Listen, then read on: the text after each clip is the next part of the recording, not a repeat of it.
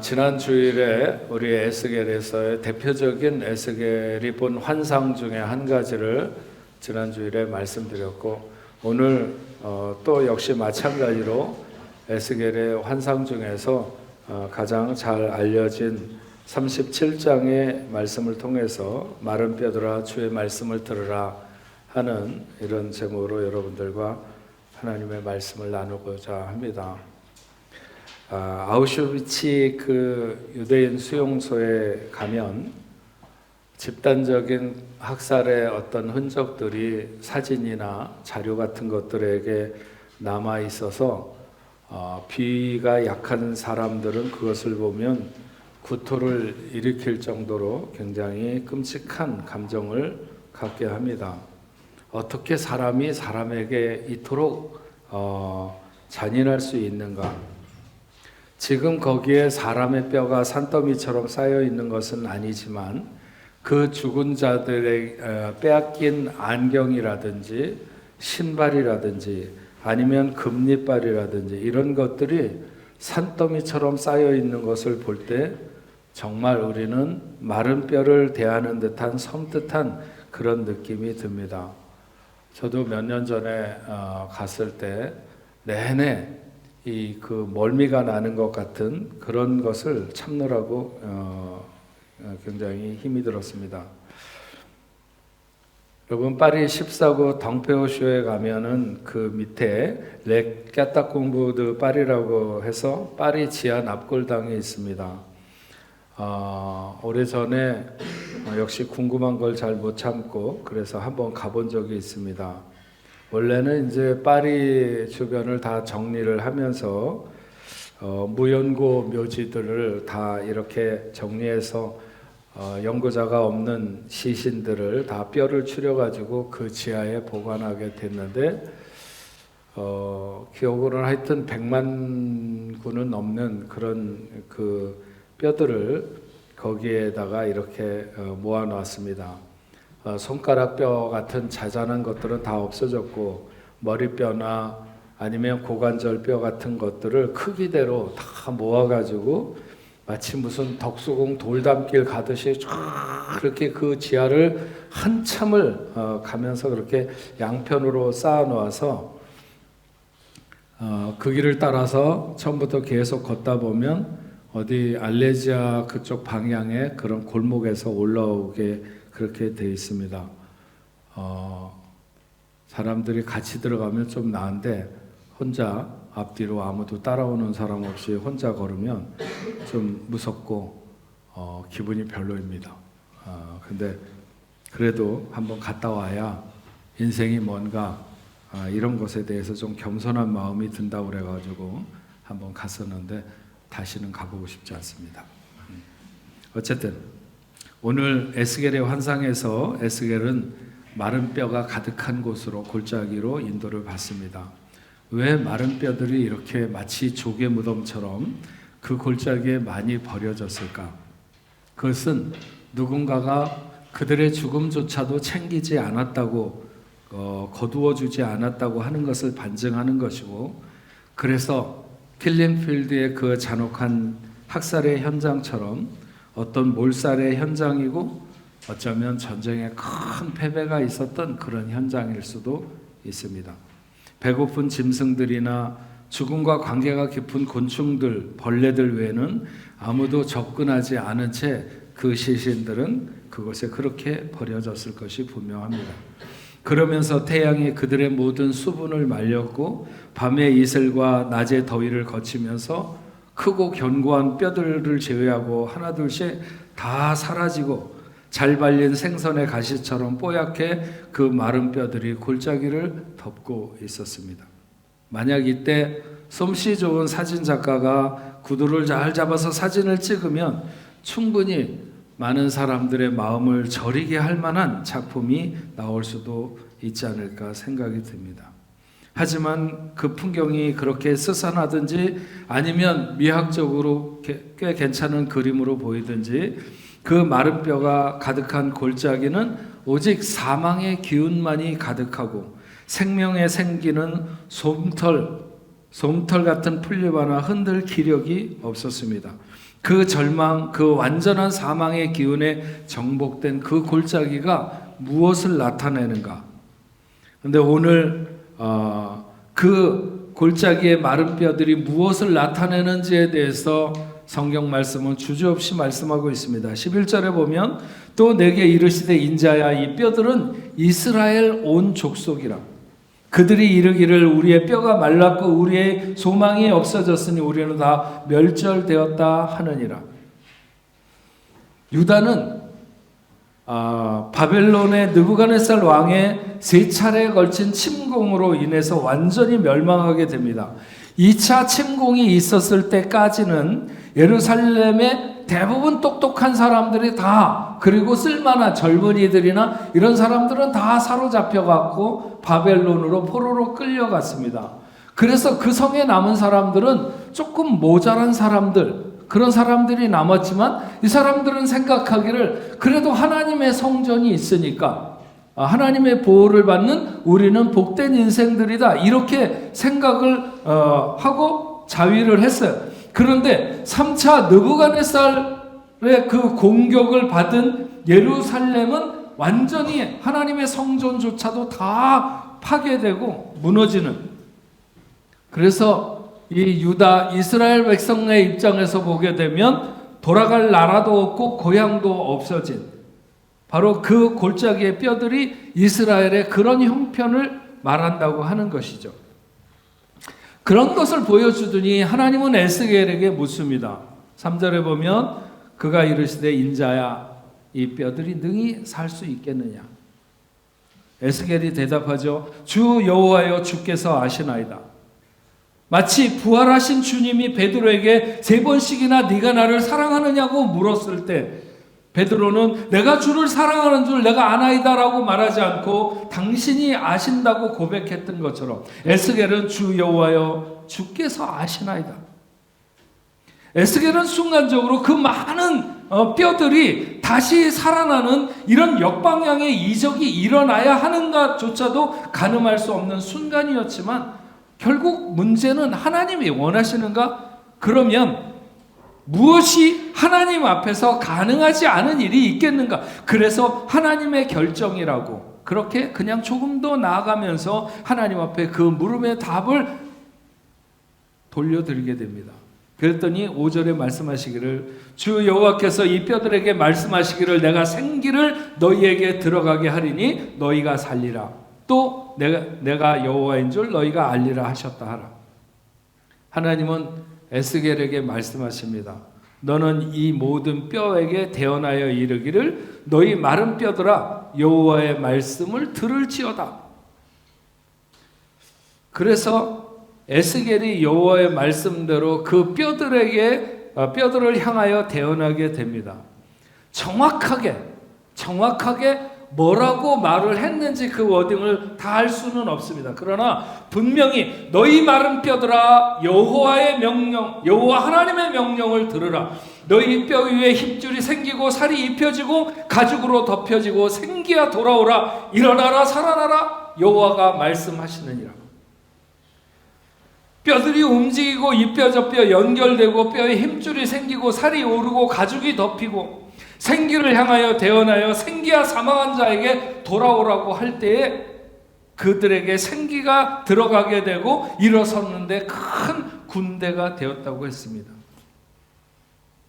그러면 그들이 군복을 입었을까요? 벗었을까요? 이런 쓸데없는 걱정은 할 필요가 없겠죠. 어디선가 그들에게 힘줄이 돌아오고 살이 오르고 생기가 돌아오는데 옷이나 신발이 입혀지는 정도는 아무것도 아니겠죠.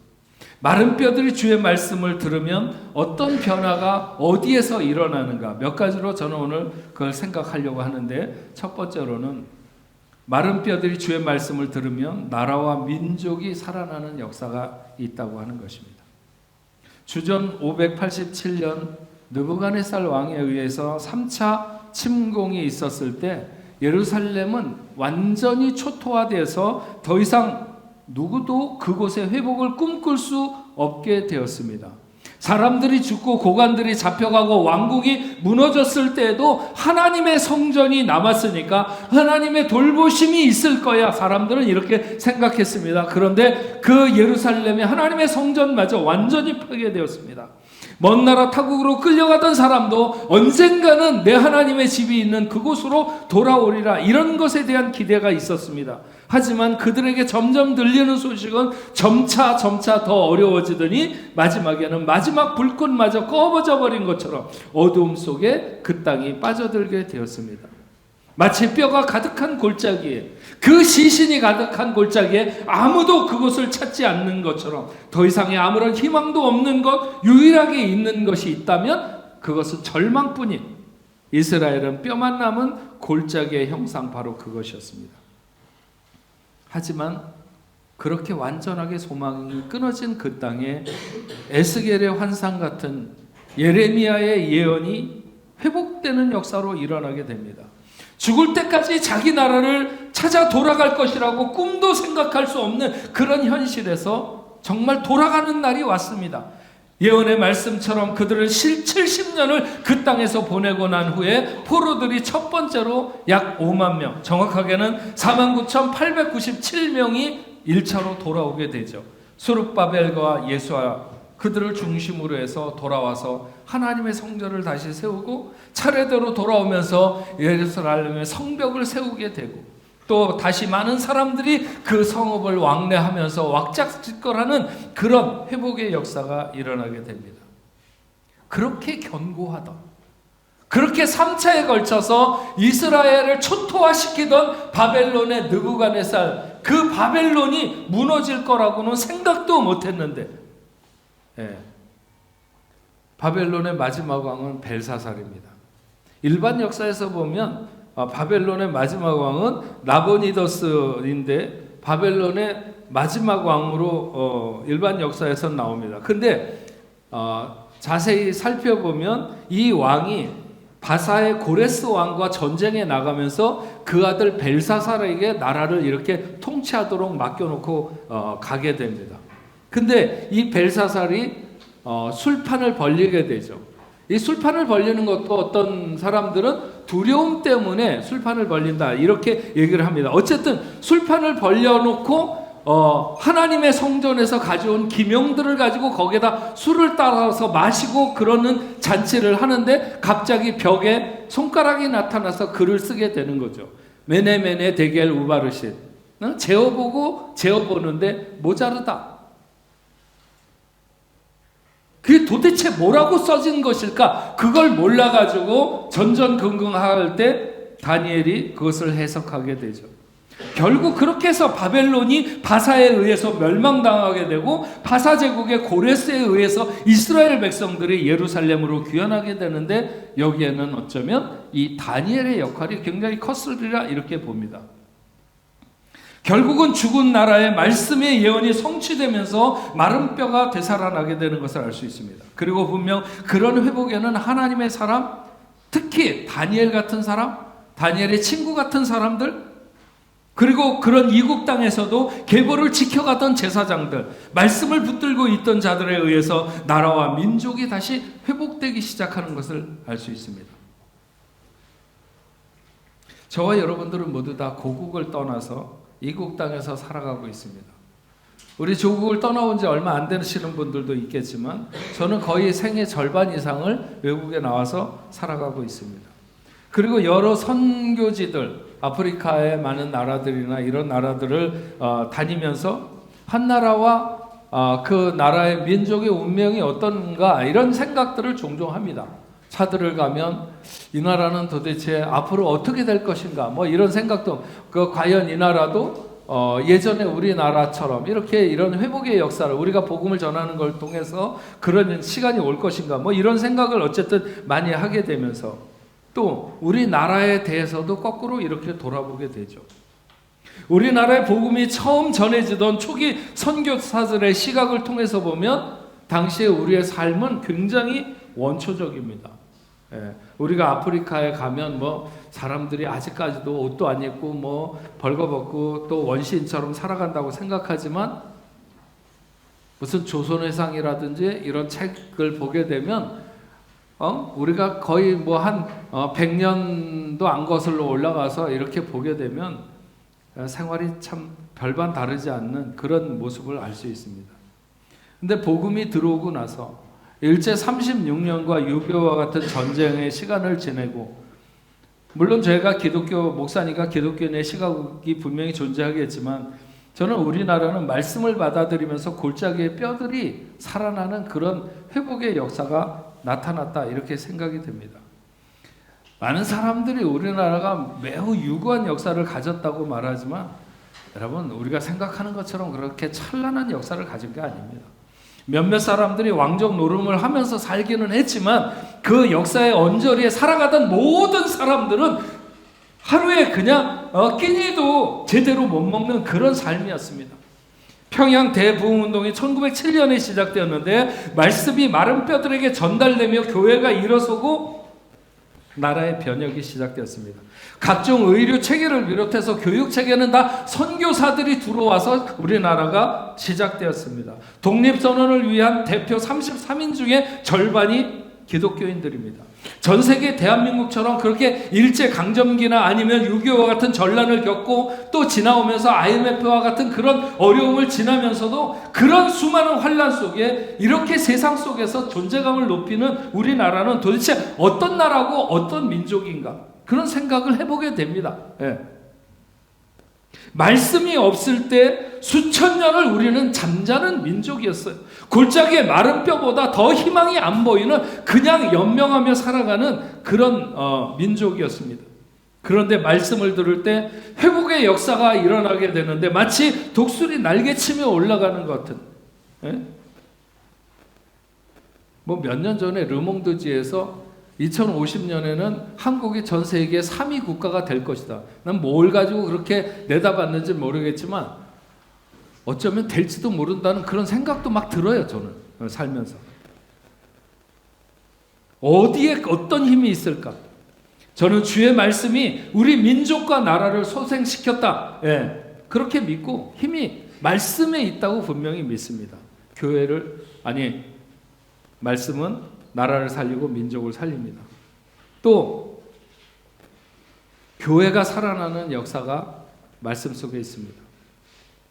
이스라엘이 절망적인 것은 나라를 잃었기 때문이 아닙니다. 그들의 절망은 하나님의 집이 무너진 것에 있어요.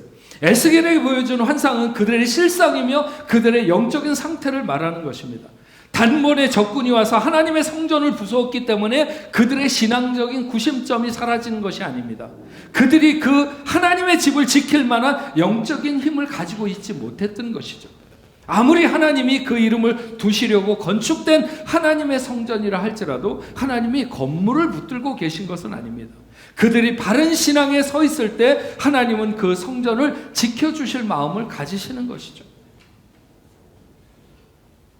이번에 코로나로 인해서 교회들 예배에 못 모이게 됐을 때, 문을 닫았을 때 한국에 수천 명이 들어가는 교회, 혹은 10,000명이 넘게 들어가는 교회에 4명이나 5명의 예배위원들을 옆에 두고 수많은 빈 의자들을 향해서 하나님의 말씀을 외치던 그런 목사들, 목회자들은 어떤 심정이었어요? 어떤 분은 울면서 메시지를 전하기도 하고, 어떤 이는 마치 진공 상태에 빠진 것처럼 이게 도대체 무슨 일일까? 그렇게 생각을 하면서 말씀을 전하기도 했습니다.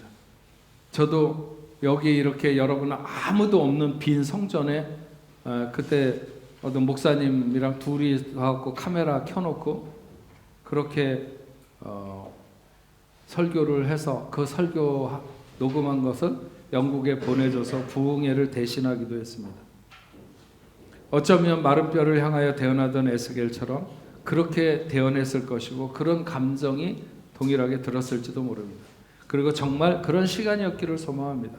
하나님의 말씀은 헛되이 돌아오지 않는다 하셨기에 정말 허공에 하는 것 같고 죽은 나무 의자를 향해서 설교하는 것 같았지만, 마른 뼈에 외치는 것 같았지만 그래도 살아나는 역사, 생기가 돌아오는 역사, 오히려 죽을 것 같은 죽은 교회가 살아나는 역사, 그래서 코로나가 많은 교회를 무너뜨린 것 같고 죽인 것 같지만 그런 것이 아니라 오히려 그 시간이 환부를 도려내고 그래서 살아나는 역사가, 건강해지는 역사가 일어나게 될 줄로 믿습니다. 교회는 오직 하나님의 말씀을 들을 때 살아나고 회복되는 줄로 믿습니다. 부흥이 어디서 일어날까요? 불신자의 구원은 어디서 일어날까요? 우리의 영혼이 소생하는 힘은 어디에서 일어납니까? 말씀이 전달될 때, 말씀이 들려질 때 일어나게 됩니다. 우리의 죽은 부분에 말씀을 갖다 대야 됩니다. 내가 교회에서 어느 부서를 섬기고 있는데 그 부서가 생기를 잃고 있다면 그러면 말씀이 들려져야 됩니다. 말씀으로 살아나게 하십시다. 여러분들이 혹시라도 뽕모임을 하는데 그 뽕모임이 어떻게 활성화될 수 있을까? 네, 중요한 것은 말씀이 중심이 되어야 됩니다. 말씀을 나누는 모임이 되어야 되는 거죠. 모여서 아무리 친교하고 세련된 사교를 가져도 말씀이 없으면 그 모임은 시간이 지나가면서 죽게 됩니다. 그래서 우리 교회에 말씀의 소망을 걸고 모든 부서는 말씀으로 일어설 방법을 채택해야 됩니다. 다른 교회보다 더 말씀 앞에 서고 더 말씀을 듣고 더 말씀의 생명을 걸면 생기가 돌아오고 살아나는 역사가 있을 줄로 믿습니다. 그것이 바로 교회의 회복이고 교회의 부흥인 줄로 믿습니다. 마른 뼈에 말씀이 전달되면 모든 죽은 자가 살아나는 역사가 일어나게 될 것입니다. 물론 그 1차적인 대상은 영적으로 죽은 불신자들을 가리키겠죠. 하나님을 알지 못하는 자연인들. 그들은 살아있는 듯 하지만 실상은 죽은 사람들입니다. 그 사람들은 자신들이 하나님에 대해서 관심이 없다 이렇게 생각을 합니다. 하지만 그것은 모르고 있을 뿐인 것이죠. 자신들이 하나님에 대해서 죽은 사람이라고 하는 것을 모르는 것입니다. 그래서 얼마나 하나님이 필요한 존재인지도 모르죠. 영적인 단절이 그들을 극도로 악한 모습으로 바꾸어 놓았다고 하는 것은 아닙니다. 예수 안 믿는 사람들 가운데도 예수 믿는 사람들보다 훨씬 더 착하고 선한 사람들도 있습니다. 그러나 그것이 하나님과의 관계에서 그 영원한 삶에서 그 어떤 도움도 되지 못한다고 하는 사실입니다. 부모의 입장에서는 아무리 착해도 남의 자식이 있고 자기 자식이 있기 마련입니다. 영적으로 죽은 인생이 살아 돌아오는 길은 오직 하나님의 말씀, 살아나리라고 하는 주의 명령. 죽은 나사로를 그 무덤에서 불러내시던 그 주님의 음성만이 죽은 자를 살아나게 할 수 있습니다. 그래서 우리는 오늘 죽은 자를 향하여 주의 말씀을 대언하는 자들이 되어야 합니다. 도무지 살아날 것 같지 않은 마른 뼈 같은 사람들에게 주의 말씀을 대언해야 되는 거죠. 정말 그들이 살아날지 아니면 안 살아날지 주님만이 아신다고 하는 믿음을 가지고 마른 뼈를 향하여 대언하던 에스겔처럼 우리는 대언해야 됩니다. 그러면 죽은 자 살아 돌아오는 역사를 보게 될 것입니다. 전도라고 하는 것은 바로 그런 것이죠. 돌아오게 하거나 안 돌아오게 하는 것은 오직 주님만이 아십니다. 에스겔이 그렇게 고백했어요. 주님만이 아신다고. 그러나 대언하라고 할 때 에스겔은 대언했고 마른 뼈들이 서로 짝을 맞추더니 힘줄이 돌아오고 살이 붙고 가죽이 덧입혀지더니 생기를 명할 때 살아나는 놀라운 역사가 일어나게 되었습니다. 누가 하나님 앞에 돌아와야 하는 사람인가? 누가 살아나야 되는 사람인지 아무도 모릅니다. 주님만이 아시겠죠. 그러나 그를 향하여 대언하라고 하는 주님의 명령을 따라서 대언합시다. 마치 의자를 놓고 설교하던 목회자들처럼 아무도 듣지 않는 거리에 나가서 외치던 그런 선지자들처럼 요나는 니느웨 사람들이 그렇게 돌아올 줄도 몰랐고 돌아오기를 원하지도 않았습니다. 다만 명령에 따라 가서 외친 것뿐이죠. 그런데 하나님만이 아시는 것이었습니다. 그렇게 요나가 대언할 때 니느웨 사람들은 왕에서부터 거리를 돌아다니는 개들까지 모두 입을 틀어막고 죄를 무릅쓰고 회개하면서 돌아오게 되는 역사가 일어난 것을 알 수 있습니다.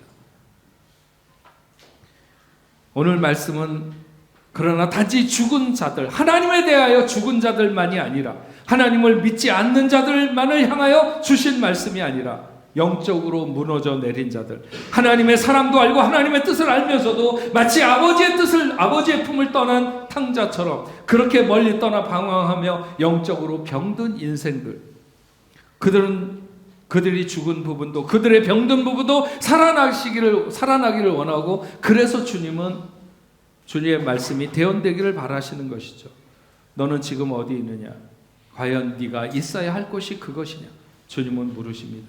그리고 오늘 에스겔을 통하여 말씀하시는 주의 말씀은 그 자리에서 돌아서 생명의 자리로 가까이 오라. 하나님을 찾지도 않고 하나님을 갈망하지도 않으면서 오늘을 살아가는 너는 과연 하나님 없이도 살아도 될 만큼 그렇게 만족스러운 삶이냐? 하나님은 묻고 계십니다. 옛날 십자가의 처형이 시행되던 그 로마 시대에 형벌 중에 하나는 범죄한 죄인을 죽은 시체와 같이 묶어가지고 밖에다 이렇게 던져놓는 것입니다. 그러면 살아있는 자가 그 죽어서 자기와 함께 묶인 자를 살려내어서 자기도 사는가? 그렇지 못하죠. 결국은 죽은 자가 산 자를 같이 죽게 만드는 것입니다. 자신의 힘으로 살아간다는 것은 마치 죽음을 짊어지고 살아가는 것과 비슷한 것입니다. 우리가 죽어도 예수와 함께 죽으면 살겠지만 그 이후에는 답이 없습니다. 오늘 저와 여러분들의 죽은 부분마다 주의 말씀이 대언되어서 회복의 역사가 일어나고 생명의 역사가 일어나는 여러분 되시기를 바랍니다. 골짜기에 마른 뼈가 얼마나 많은가, 그 절망의 골짜기가 얼마나 깊은가 하는 것은 문제가 아닙니다. 에스겔처럼 하나님의 역사를 믿고 주의 말씀을 오직 대언할 때 살아나는 역사를 보게 될 줄로 믿습니다. 나라와 민족이 살고 교회가 살고 죽은 자가 살아나는 역사가 저와 여러분의 대언을 통해서 주의 말씀을 대언하는 현장에서 일어나게 될 줄로 믿습니다. 그런 역사를 보는 여러분 되시길 주의 이름으로 축원합니다. 우리 같이 찬양하겠습니다. 말씀 앞에서 경외함으로 주께 홀로 섭니다. 생명의 말씀 읽고 순종해 주를 예배합니다. 기록된 말씀 힘이 있어서 진리로 우리를 거룩해 하며 거룩한 말씀 세세 영혼이 복음이 되어 말씀하시네. 우리 같이 찬양하면서 오늘 말씀 다시 한번 생각하겠습니다.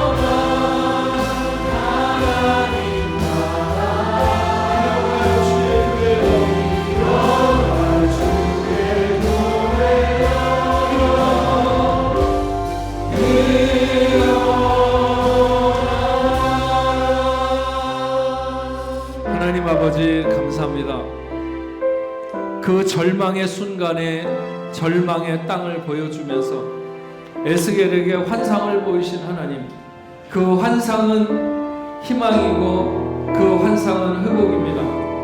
하나님, 우리가 바라보는 세상, 하나님이 바라보는 세상도 역시 마찬가지로 어쩌면 그 골짜기의 뼈들처럼 그렇게 소망이 없어 보일 수 있지만, 그러나 주의 말씀이 대언될 때 나라가 살아나고 교회가 살아나고 죽은 영혼들이 돌아오게 되는 놀라운 역사가 일어나는 줄로 믿습니다. 하나님의 말씀이 그 죽은 부분에 대언될 수 있도록 오늘 아버지 하나님, 우리를 에스겔처럼 사용하셔서 대언하라 하시면 우리가 순종하며 대언하는 저희들이 될 수 있도록 주여 도와주옵소서. 우리의 생각, 우리의 아버지 하나님 상식으로는 그런 것이 어떤 일이 일어날지 알지 못하지만 주님이 다 아십니다. 주님이 살리실 자를 살리실 줄을 믿습니다. 그래서 아버지 하나님, 우리가 오늘 에스겔처럼 태어나라 하실 때 아버지 하나님, 죽음의 땅에 복음을 태어날 수 있는 저희들 다 될 수 있도록 주여 도와주셔서 하나님의 역사를 보게 하여 주시옵소서. 오늘도 하나님 앞에 예배하며 귀한 예물을 하나님 앞에 드렸습니다. 마음을 다해 드린 그 모든 예물들이 하늘나라의 보화가 되게 하시고 우리의 삶의 모든 현장에 하나님의 은혜와 복을 내리시는 그 놀라운 복을 마음껏 누리며 두려워하지 않고 떨지 않고 아버지 하나님 믿음을 가지고 살아가는 귀한 백성들 다 되게 하여 주옵소서. 하나님 앞에 11조 감사예물, 선교헌금, 주일헌금, 목적헌금으로 드리는 그 예물들이 하나님의 나라를 위하여 사용되게 하여 주시옵소서. 하나님, 당신의 사랑하는 자녀들 중에 질병으로 인하여 고통받는 자녀가 있습니다. 아버지 하나님, 저들을 붙들어 주시고 예수의 이름으로 명하시다 모든 질병이 물러가고 깨끗이 낫는 귀한 역사가 있도록 주여 도와주옵소서. 어떤 마음의 소망을 가지고 있습니까? 아버지 하나님이 잘 아시는 줄 믿사오니 저들의 모든 아버지 하나님의 어려움이 물러가게 하시고 모든 소원이 응답받는 귀한 역사 있도록 주님 도와주시옵소서.